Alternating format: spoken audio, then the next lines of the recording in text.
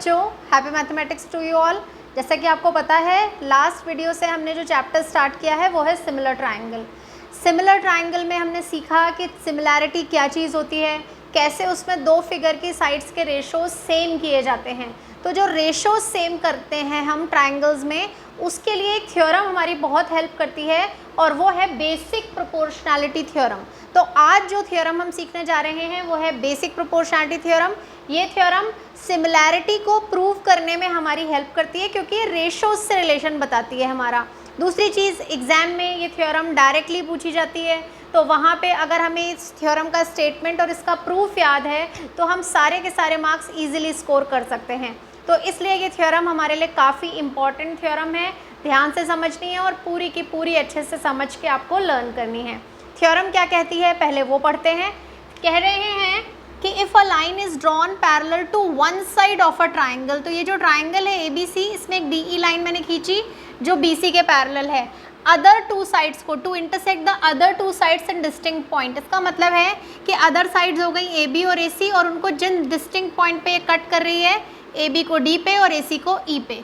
अब कह क्या रही है कि the other two sides divided in the same ratio, यानी अगर इस ट्राइंगल में मैंने ये लाइन खींची है DE जो कि BC के पैरेलल है, तो वो AB और AC को सेम रेशो में डिवाइड करेगी, यानी AD और DB का रेशो, AE और EC का रेशो इक्वल हो जाएगा। अब जब भी हम थ्योरम प्रूव करते हैं 9th क्लास से आपको पता है क्या क्या लिखा जाता है। सबसे पहले गिवन बताया जाता है, फिर ये बताया जाता है कि हमें प्रूव क्या करना है, फिर अगर कोई ज़रूरी कंस्ट्रक्शन है वो बताया जाता है और तब हम प्रूफ पे पहुंचते हैं। तो यहाँ भी हमारा यही प्रोसेस है। सबसे पहले हम लिखेंगे गिवन। तो गिवन में क्या क्या है, सबसे पहले है हमारे पास एक ट्राइंगल गिवन है। इन अ ट्राइंगल ABC, फिर एक लाइन है DE that is drawn parallel to BC। DE is drawn parallel to BC, तो मैं इसको ऐसे लिख सकती हूँ DE is parallel to BC, ये भी हमें गिवन है। एंड क्या पता है हमें, D and E are points on AB and AC respectively.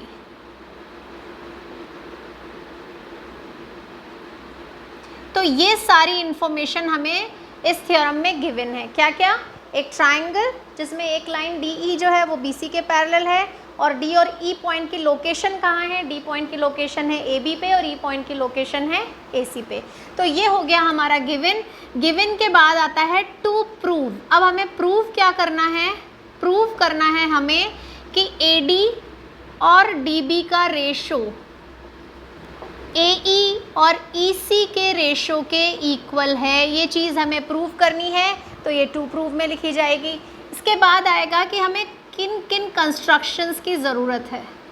तो कंस्ट्रक्शंस हमें क्या क्या चाहिए, अब हम वो मार्क करते हैं।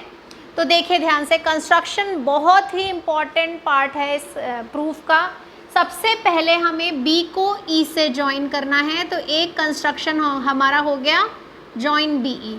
उसी तरह से हमें D को C से ज्वाइन करना है, ये दूसरा कंस्ट्रक्शन हो गया।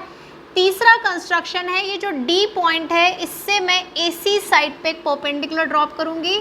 ये 90 डिग्री का एंगल बनाता हुआ परपेंडिकुलर, इसको नाम दिया M।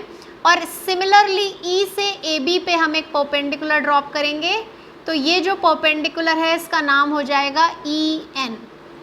तो टोटल 4 लाइंस हमने यहाँ ड्रॉ की, तो ये चारों हमें यहाँ लिखनी है। सबसे पहले मैं लिख रही हूँ जॉइन B टू E, दूसरा जॉइन D टू C, और तीसरा है DM जो हमने ड्रॉ की है वो AC पे परपेंडिकुलर है, और हमने EN ड्रॉ की है जो कि AB पर परपेंडिकुलर है। तो इस तरह से हमारे कंस्ट्रक्शन में ये चारों लाइंस आ गई हैं।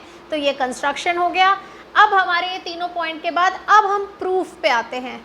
तो प्रूफ में हमें क्या लिखना है, क्योंकि हमें ध्यान से देखिए चाहिए क्या, हमें चाहिए AD और DB का रेशो, AE और EC का रेशो, और जो चीज़ मैं इसमें जिस चीज़ की हेल्प लेने जा रही हूँ वो है एरिया ऑफ ट्राइंगल।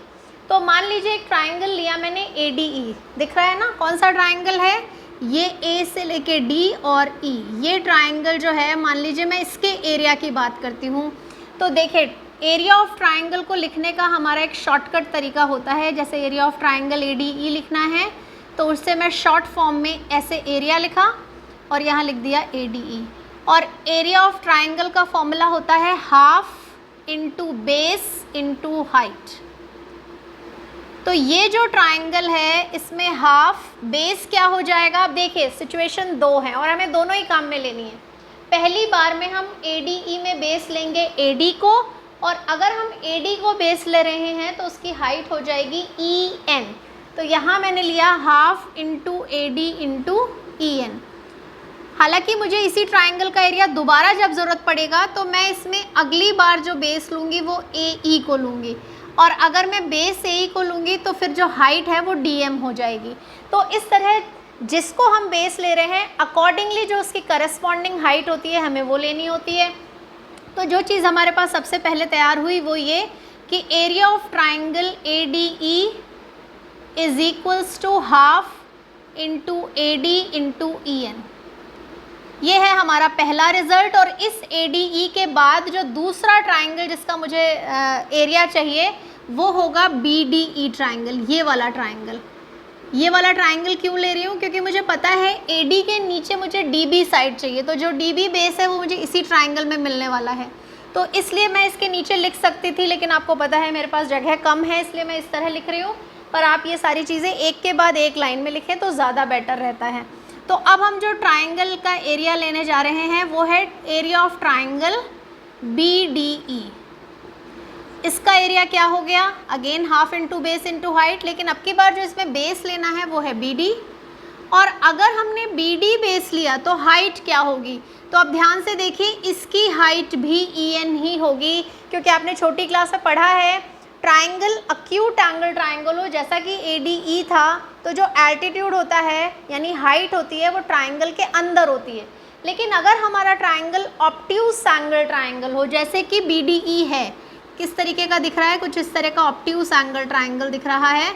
तो ऑब्ट्यूज एंगल ट्राइंगल में जो हाइट होती है वो ट्राइंगल के बाहर होती है, तो इसकी जो हाइट है EN वो बाहर है। तो यहाँ पे जो हाइट की जगह हमें चीज़ लिखनी है वो है EN। तो इस तरह से मेरे पास ये एरिया आ गया। तो अब हमारे पास AD और DB ये दोनों लेंथ आ गई हैं, AD इसमें से आ गई, DB इसमें से आ गई। अब हमें AE और EC चाहिए, उसके लिए हमें फिर से एरिया ऑफ ट्राइंगल लेने पड़ेंगे। कौन से, AE के लिए जैसे मैंने आपको बताया अगेन वही ट्राइंगल लेंगे ADE ट्राइंगल, लेकिन अब की बार उसका बेस और हाइट बदल देंगे, बेस AE हो जाएगी और हाइट हो जाएगी उसकी DM। तो सिमिलरली हमारे पास आ गया again area of triangle ADE, लेकिन इस ट्राइंगल में अब की बार बेस है AE और हाइट है DM। और बिल्कुल इसी तरह नीचे जो हमें EC चाहिए उसके लिए जो ट्राइंगल हम लेंगे वो होगा ट्राइंगल DEC। ये ट्राइंगल जो है इसका एरिया मैं ले रही हूँ एरिया ऑफ ट्राइंगल DEC, जिसका बेस हो जाएगा EC और उसकी हाइट हो जाएगी DM। तो इस तरह से हमारे पास ऊपर वाले जो दो ट्राइंगल हैं उससे हमें फर्स्ट टू रेशोज़ मिलेंगे, और ये जो नीचे मैंने दोनों ट्राइंगल लिखे इसके ये दोनों रेशोज़ मिलेंगे, और हमें इसको डिवाइड करना है। तो क्या क्या रिजल्ट्स आए, पहले मैं इन दोनों को डिवाइड करती हूँ। तो मेरा रिजल्ट बनेगा area of triangle ADE upon area of triangle BDE is equals to half into AD into EN, और इसका बन जाएगा half into BD into EN। तो यहाँ पे EN कैंसिल, हाफ कैंसिल, तो हमारे पास आ गया AD अपॉन BD। ये है हमारी इक्वेशन 1। इक्वेशन 2 मुझे नीचे बनानी है, पर मेरे पास आपको पता है जगह कम है, इसलिए मैं इन दोनों एरियाज़ को इधर ही डिवाइड कर रही हूँ। तो एरिया ऑफ ट्राइंगल ADE मैंने लिया न्यूमरेटर में, और डिनोमिनेटर में मैंने लिया है area of triangle DEC। Again इसका हो गया half into AE into DM, और इसका हो गया हाफ इंटू ई सी इंटू डी एम। तो डी एम से डी एम और हाफ से हाफ कैंसिल, और हमारे पास जो रिजल्ट आ गया वो है ए ई अपॉन ई सी। ये कहलाएगी हमारी इक्वेशन नंबर 2। अब ध्यान से देखिए, इक्वेशन 1 और इक्वेशन 2 हमें राइट हैंड साइड इक्वल करनी है। अगर राइट हैंड साइड इक्वल करनी है तो हमें लेफ्ट हैंड साइड भी इक्वल बतानी पड़ेगी। लेफ्ट हैंड साइड का न्यूमरेटर ऑलरेडी इक्वल है। Area of triangle A D ई हम किसी भी तरह से कैलकुलेट करें आंसर सेम आएगा, इसका मतलब इसका न्यूमरेटर पहले से इक्वल है, हमें सिर्फ डिनोमिनेटर और इक्वल बताना है। तो डिनोमिनेटर में हमारे पास है area of triangle B D E is equals to area of triangle D E C. अब ये कैसे आया, कैसे पता लगाया मैंने कि ये दोनों ट्राइंगल का एरिया इक्वल है? देखिए, एक चीज़ होती है, एक प्रॉपर्टी होती है कि अगर दो ट्राइंगल्स का बेस सेम है और वो सेम पैरेलल लाइंस के बीच में है, तो आपको पता है पैरेलल लाइंस के बीच की डिस्टेंस यानी हाइट हर जगह सेम होती है। तो अगर दो ट्राइंगल का बेस सेम है और वो सेम पैरेलल पे है, इसका मतलब उनकी हाइट भी सेम है, तो उनका एरिया इक्वल होगा। अब ये तो हमें पता चल गया कि बेस और हाइट सेम है इसलिए एरिया इक्वल है, पर बेस और हाइट है कहाँ? तो ध्यान से देखिए, ये जो ट्राइंगल है बी डी ई और ये जो ट्राइंगल है डी ई सी, जिस सेम बेस की मैं बात कर रही हूँ वो सेम बेस है डी ई। डी ई जो साइड है वो दोनों ट्राइंगल शेयर कर रहे हैं, इसलिए मैंने डी ई को बेस लिया। और हाइट कौन सी है? ये जो दो पैरेलल लाइन है डी ई और बी सी, इनके बीच की हाइट कहीं से भी ले ली जाए हर जगह सेम ही रहती है, तो यानी ये हाइट भी हर जगह पे सेम है। तो बेस भी सेम, हाइट भी सेम। प्रॉपर्टी कौन सी हो गई? Triangles having same base and between same parallels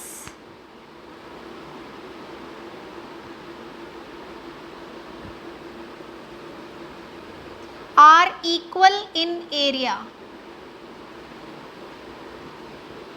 अब ये प्रॉपर्टी 9th क्लास में थी, लेकिन क्योंकि 9th क्लास में वो चैप्टर आपके कोर्स से डिलीट हो गया, इसलिए आप 9th क्लास में ये प्रॉपर्टी पढ़ नहीं पाए।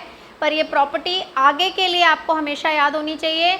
कभी भी दो ट्राइंगल अगर सेम बेस पे दिख रहे हैं और वो लाई भी सेम पैरेलल पे कर रहे हैं, तो इसका मतलब उनकी हाइट भी सेम, बेस भी सेम, तो उनका एरिया भी सेम होगा। तो इसका मतलब न्यूमरेटर तो हमारा पहले से ही इक्वल था, अब हमने डिनोमिनेटर भी इक्वल बता दिया है। तो अगर हमारा न्यूमरेटर और डिनोमिनेटर दोनों सेम हैं तो इसका मतलब लेफ्ट हैंड साइड इक्वल हो जाएगी। तो अब मैं क्या लिखने वाली हूँ? फ्रॉम इक्वेशन 1, 2 and 3 सबसे पहले हमें पता चला कि इनकी लेफ्ट हैंड साइड इक्वल है, यानी area of triangle A D E upon area of triangle B D E is equals to area of triangle A D E upon area of triangle D E C. और जैसे ही ये side equal हुई, अब इसकी जो right hand side है यानी A D upon D B या बी डी कुछ भी बोल सकते हैं, is equals to A E upon E C. तो इस तरह से हमारे पास ये रिजल्ट आ गया कि किस तरह अगर एक लाइन हम किसी ट्राइंगल में पैरेलल ड्रॉ करते हैं तो वो अदर टू साइड्स को सेम रेशो में डिवाइड करती है। और ये जो प्रॉपर्टी है जिसमें हमने रेशोज़ इक्वल किए, सिमिलैरिटी में क्योंकि हमें रेशोज़ ही इक्वल करने हैं, तो ये रेशोज़ में हमारी हेल्प करती है। इसलिए आपको ये थ्योरम रिजल्ट तो याद करना ही है, लेकिन इसको लिखने का जो पूरा ढंग है वो भी याद करना है, क्योंकि ये एग्ज़ाम में पूछी जाएगी और आपको इसमें फुल मार्क्स लेकर के आने हैं। तो ये थी हमारी बेसिक प्रोपोर्शनैलिटी थ्योरम। अब हम करेंगे इसका converse of basic proportionality theorem. अब हम करने जा रहे हैं बेसिक प्रोपोर्शनैलिटी थ्योरम का converse of basic proportionality theorem क्या कह रहा है? जो कुछ वहाँ गिवन था वो यहाँ टू प्रूव है, और जो वहाँ टू प्रूव था वो यहाँ गिवन है। दोनों चीज़ें बिल्कुल उल्टी हो गई हैं। उन्होंने कहा if a line divides any two sides of a triangle in the same ratio. ये जो लाइन मैंने खींची है इसने ए बी और ए सी को जिस तरह डिवाइड किया है, जिन पार्ट्स में डिवाइड किया है, उन पार्ट्स का रेशो सेम है।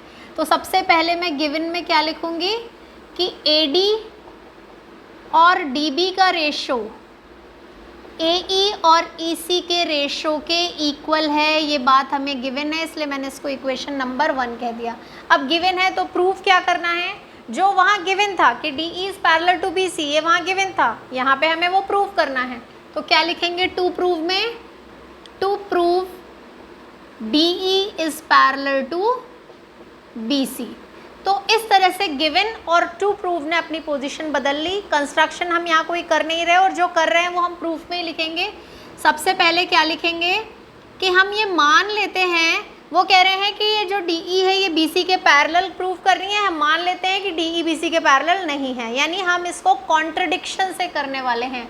Late D E is not parallel to B C. लेकिन हमें पता है कि अगर बी सी के बाहर एक पॉइंट डी है तो उससे कोई ना कोई लाइन ज़रूर होगी जो बी सी के पैरेलल है। तो वो लाइन हम अज्यूम कर लेते हैं कि ये एक नई लाइन मैंने ड्रॉ की, डी ई डैश, ये बी सी के पैरेलल है। तो क्या लिखेंगे, let D E dash is parallel to B C.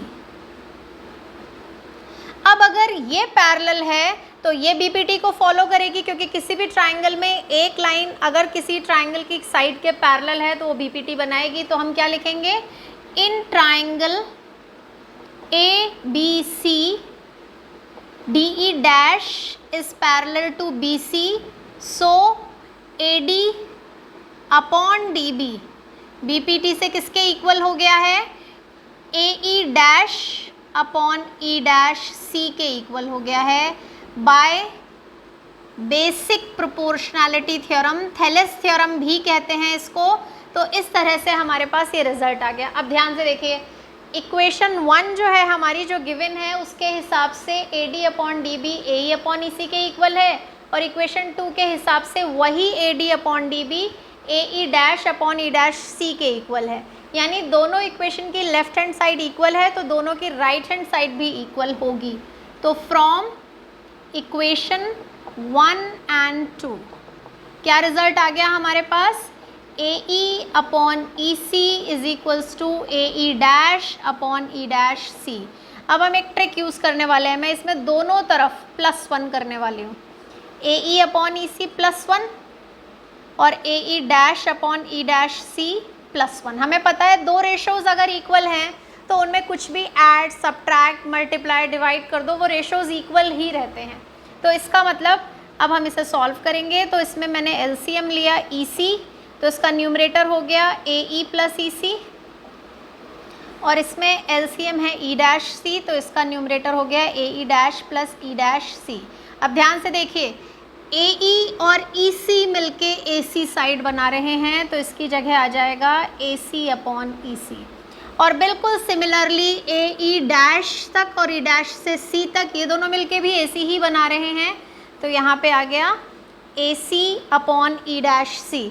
अब देखिए न्यूमरेटर सेम है और हमारा रेशो भी इक्वल है, इसका मतलब डिनोमिनेटर भी इक्वल होना चाहिए। तो इसको मैं ऐसे भी कह सकती हूँ कि ए सी से ए सी को मैंने कैंसिल कर दिया, तो 1 upon E C is equals to 1 upon E dash C. तो इससे हमें क्या पता चला, मैं इधर से इस तरफ जा रही हूँ कि ई सी रेसिप्रोकल कर देंगे हम, तो ई सी इज इक्वल्स टू आ जाएगा ई डैश सी। अब आप मुझे बताइए, सी से लेके ई तक की डिस्टेंस और सी से लेके ई डैश तक की डिस्टेंस दोनों इक्वल हैं।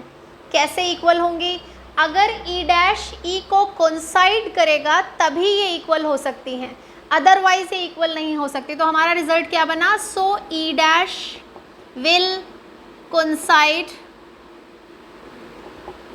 ई। अगर ई डैश ई को कोइंसाइड कर रहा है तो डी ई डैश और डी ई दोनों सेम लाइंस हो गई, so D E and D E dash are same lines. इसका मतलब ये हुआ कि ये जो हमारा अजम्पशन था ये रॉन्ग हो गया। हमने कहा था कि डी ई डैश पैरेलल नहीं है और डी ई डैश कोई डिफरेंट, डी ई जो है वो पैरेलल है नहीं और डी ई डैश कोई डिफरेंट लाइन है। इसका मतलब कोई डिफरेंट लाइन नहीं है, दोनों सेम लाइन है, so our assumption is wrong. और अगर हमारा अजम्पशन रॉन्ग है तो इसका मतलब दोनों जो डी ई लाइन है वही पैरेलल टू क्या है, बी सी है। तो इस तरह से हमारे पास कन्वर्स का रिजल्ट आता है कि जो हमें कॉन्ट्रडिक्शन से करना है कि एक हम अलग से लाइन खींचेंगे डी ई डैश जो पैरेलल मानेंगे, लेकिन बाद में हमें पता चलेगा कि ई डैश पॉइंट जो हमने लिया था वो ई को ही कोइंसाइड कर रहा है, इसका मतलब दो डिफरेंट लाइंस है ही नहीं, एक ही लाइन है। और अगर लाइन एक ही है तो फिर वो लाइन पैरेलल ही होगी, तभी वो इस रिलेशन को फॉलो कर सकती है। कौन से रिलेशन को? A D upon D B is equals to A E upon E C. तो इस तरह से हमारे पास converse of basic proportionality theorem आ गया है। आज जो मैंने आपको वीडियो बताया है इसमें मैंने सिर्फ 2 ही थ्योरम्स बताई हैं, वो इसलिए क्योंकि ये दोनों थ्योरम हमारे लिए बहुत इंपॉर्टेंट है। हमारी पूरी एक्सरसाइज इसी पर बेस्ड है। अगली 2 एक्सरसाइजेज जो हम सॉल्व करने जा रहे हैं उसमें हमारे ज़्यादातर क्वेश्चन में, एक तो खैर बेसिक प्रोपोर्शनैलिटी थ्योरम की ही एक्सरसाइज है, लेकिन जो दूसरी एक्सरसाइज है जो सिमिलैरिटी की है उसमें भी हमें यही थ्योरम्स बार बार हेल्प करने वाली हैं। इसलिए मैं आप लोगों को सजेस्ट करूंगी कि पहले आप ये दोनों थ्योरम्स अच्छे से लर्न कीजिए, फिर हम इनसे रिलेटेड क्वेश्चंस करना शुरू करेंगे। तो आज के वीडियो में बस इतना ही करवाने वाली हूँ। आज की जो दोनों थ्योरम्स हैं वो आपको कितनी समझ में आई हैं वो आप मुझे कमेंट करके बताएंगे। कोई प्रॉब्लम है तो वो मुझसे पूछेंगे। अगर दोनों थ्योरम अच्छे से समझ में आ गई हैं तो आप वीडियो को लाइक करेंगे और ज़्यादा से ज़्यादा लोगों के साथ शेयर करेंगे, और जिन्होंने अभी तक सब्सक्राइब नहीं किया वो सब्सक्राइब करेंगे। Happy mathematics to you all.